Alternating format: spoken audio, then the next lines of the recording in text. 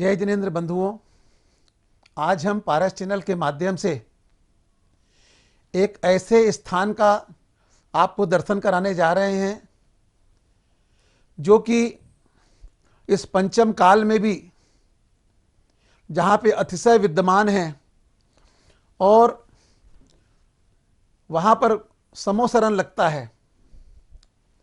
झांसी जिले के अंतर्गत झांसी से 120 किलोमीटर दूर एक छोटा सा गांव है और जिस गांव का नाम है तोड़ी फतेहपुर। उस तोड़ी फतेहपुर में हर माह के कृष्ण पक्ष में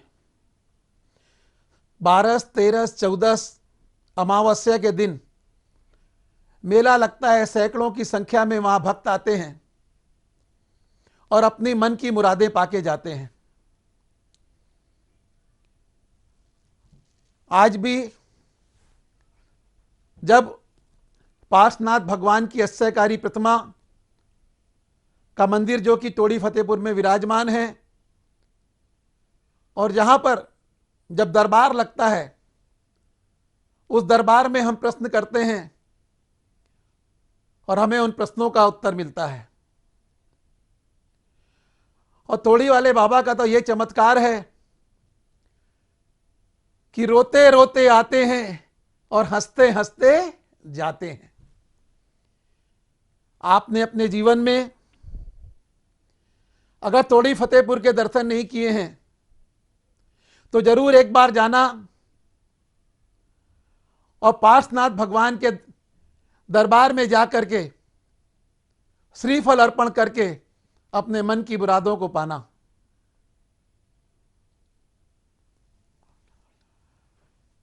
एक ऐसा दरबार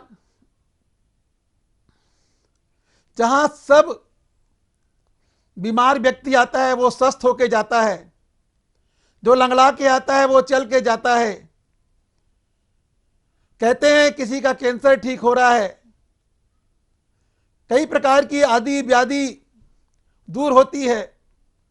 ऐसा दरबार तोड़ी वाले बाबा के दरबार में आप जरूर आएं और आइए हम वहाँ तोड़ीपुर वाले बाबा के प्रवचन और आपको वहाँ के दर्शन कराते हैं पारस चैनल के माध्यम से। आप देखते रहिए तोड़ी वाले बाबा अश्चर्यकारी भगवान पार्श्वनाथ भगवान के दर्शन कर अपने जीवन को धन्य करें।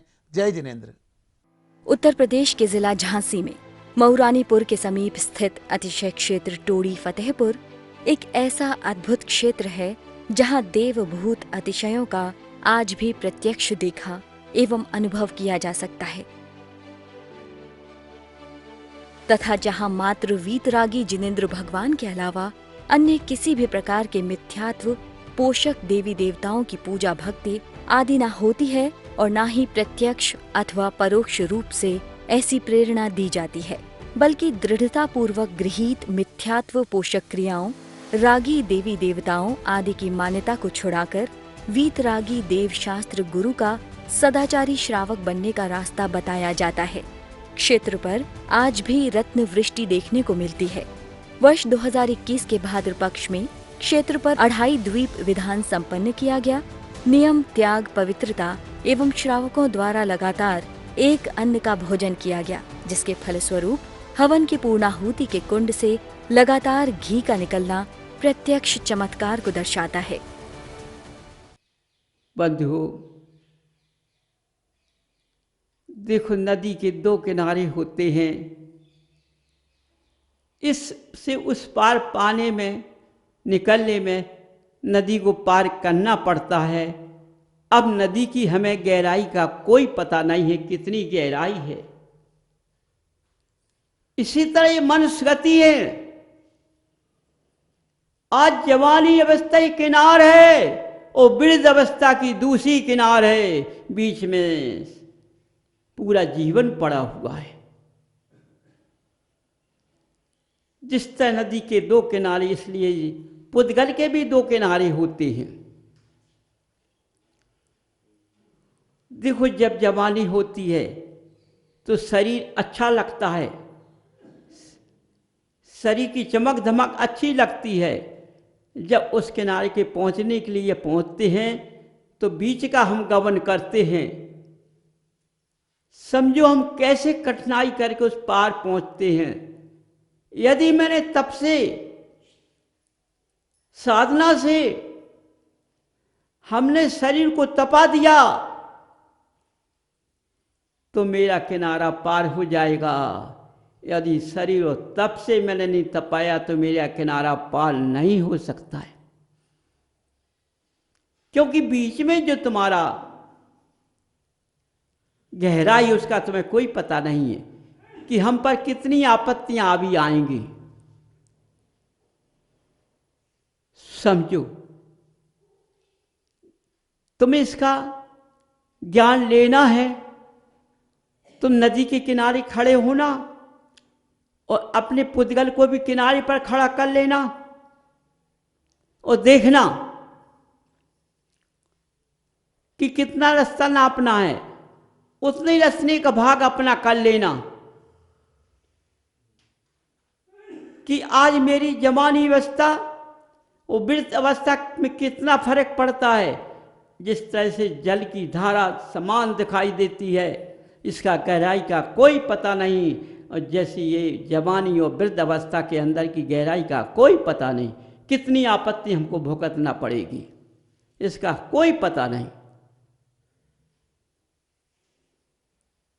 बंधु समझो, क्या है, तुम अच्छे चले जा रहे हो सकता है तुम्हारा पैर कहीं चूक जाए, कुछ छू जाए, कुछ हो जाए तो शरीर अचल हो जाता है। समझो, अब उस अचल शरीर को तुमने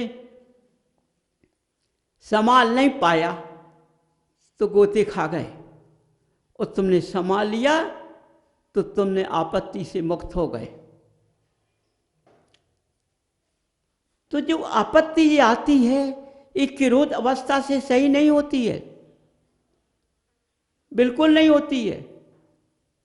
ये क्षमा के भाव लाने से, आपत्ति सहन करने से ये आराम से निकल जाती है। घबराने से गिर पड़ोगे, घबराना नहीं है, हिम्मत को लगाना है। कैसे पार होना है, अभी जीवन बहुत पड़ा हुआ है, समझिए कैसे पार होना है। अपनी हिम्मत लगा के, शांति से आपत्ति को सहन करके, दोष किसी को नहीं देना है। दोष दे दिया तो स्वयं गलत में गिर गई। दोष किसी को नहीं देना, स्वयं को दोष देना। यदि किसी ने, आज के मनुष्य क्या करते हैं, घर में झगड़ा होता है, कुछ भी होता है तो मंदिर का जाना, धर्म का रास्ता छोड़ देते हैं। समझो, ये महान गलती है। धर्म ने क्यों बिगाड़ा, भगवान ने क्या किया? तुम्हारा घर में कलह हुआ, तुमने कलह के मार्ग को पकड़ लिया, तुम्हारा विध्वंस हो गया। तुमने सोचा हम इतना पूजन करते हैं, इतनी भक्ति करते हैं, तो देखो बंधुओं, तुम्हारा समय अच्छा नहीं है, इसलिए कलह हो गया है। इसको अच्छा बनाने के लिए इस कलह को शांति के साथ जीतना है। समझो, जैसा शरीर पर आपत्ति आ जाती है, बीमार हो जाता है, दवा काम नहीं करती है, दुआ काम करेगी। दुआ काम नहीं करेगी तो समझ लो कि हमारा समय खोटा आ गया। अब खोटे को पार कैसे करना है? उस खोटे को पार करने में बड़ी शांति के साथ, मेरा समय अच्छा नहीं है, इसमें किसी का दोष नहीं है, अब भगवान ही मुझको खोटे से निकालेंगे। जब तुम अपनी वाणी अच्छी बोलोगे, मधुर वाणी बोलोगे, तो ये खोटापन भी निकल जाएगा। समझो बंधुओं, खोटा का पता नहीं पड़ेगा कहाँ गया। आज पूरे भारत चीज में क्या है, चारों तरफ डंका किस बात का बोल रहा है? नहीं? धर्म का डंका नहीं बोल रहा है, कहीं माया का डंका बोल रहा है, क्रोध मान कसाई का डंका बोल रहा है।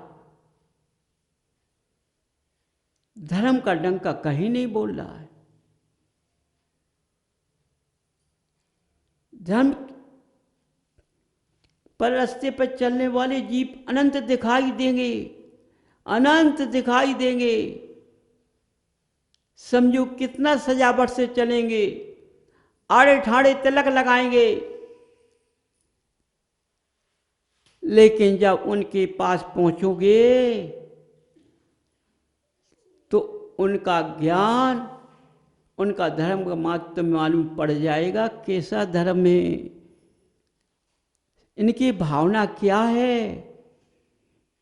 अरे ये देखने में तो अच्छे लगते हैं, इनके भाव तो हिंसा के निकलते हैं, ठगने के निकलते हैं। बंधु, यदि तुमने ज्ञान के द्वारा अपने पकड़ लगा दी, ऐसे जीव को झुकना तुम्हारा पास नहीं लिखा है। समझो, वो कितना भी महान क्यों ना हो, समझिए। देखो, जहाँ महानता होती है वहाँ क्षमा होता है, और जहाँ महानता नहीं होती है वहाँ क्षमा नहीं होता है, मान होता है।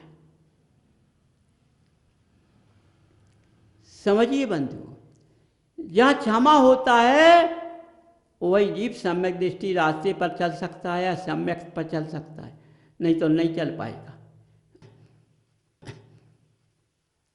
समझिए,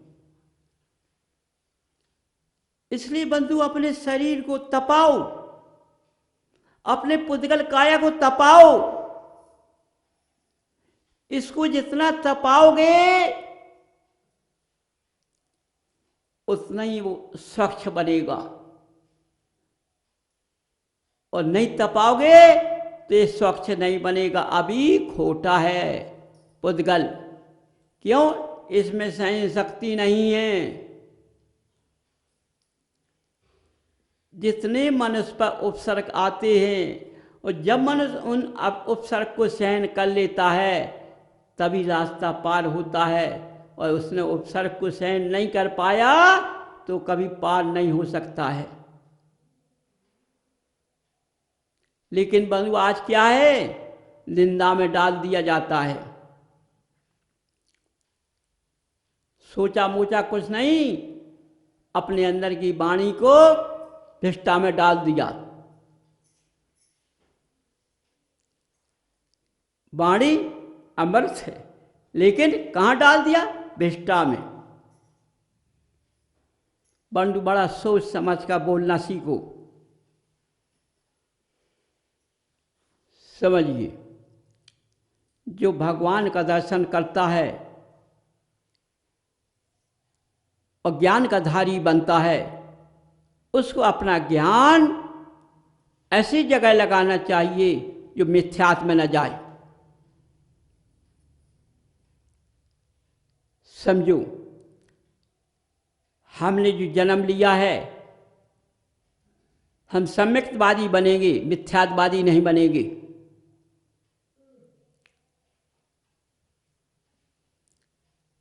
देखो, जाना किसी के पास कुछ नहीं है। तुम जिसको ढेर अपने पास जोड़ रहे हो, जिस माया को, आज हर मनुष्य पैसा बढ़ जाता है तो भूमि बहुत खरीद लेता है। माने सोना चांदी भी खरीद लेता है, पैसा से भरपूर होता है, लेकिन धर्म से भरपूर नहीं होता है। बनता है कि मैं ज्ञानी हूं, लेकिन जब समय आता है तो ये तुम्हारे महल अटारी, ये पैसा, ये तुमने जो द्रव्य खरीदी है, सब यहीं छूट कर चला जाता है। जो खोटे कर्म तुम्हारे साथ हैं वे तुम्हारे साथ चले जाएंगे, लेकिन ये अटल महलिया नहीं जाएंगे, न महल जाएगा, न ये माया जाएगी तुम्हारे साथ, यहीं पड़ी रहेगी। जो तुमने जितना द्रव्य खरीद लिया वो भी यहीं पड़ा रहेगा। तन का कपड़ा तुम्हारे साथ में नहीं जाएगा, जाएगा तो खोटे भाव तुम्हारे साथ में जाएंगे, जाएंगे तो तुम्हारे कर्म तुम्हारे का साथ जाएंगे। जो तुमने अधर्म का मार्ग पकड़ा वो तुम्हारे साथ जाएगा। तो मालूम ना मालूम कहाँ निगोद में जाओगे, कि निगोदिया बनोगे, कि व्यंतर बनोगे, क्या बनोगे, विष्ठा में लौटोगे, कहाँ कहाँ तुम्हारी ये जीव की पर्याय पहुँचेगी। समझो, वहाँ जब देखोगे तुम्हारी हमें विष्ठा में लौटने पड़ा है, हमने कैसे कर्म किए, तो एक खोटे कर्म वहाँ लौटाते हैं। और जब तुमने अच्छे धर्म कर्म करोगे, अच्छे रास्ते पर जाओगे, अच्छे मार्ग को पकड़ोगे, तुम किसको सजाना।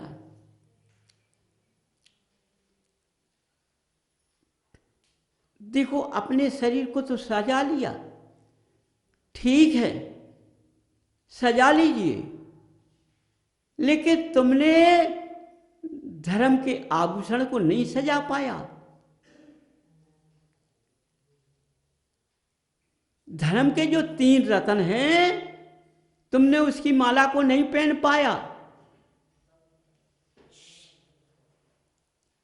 बंधु समझो,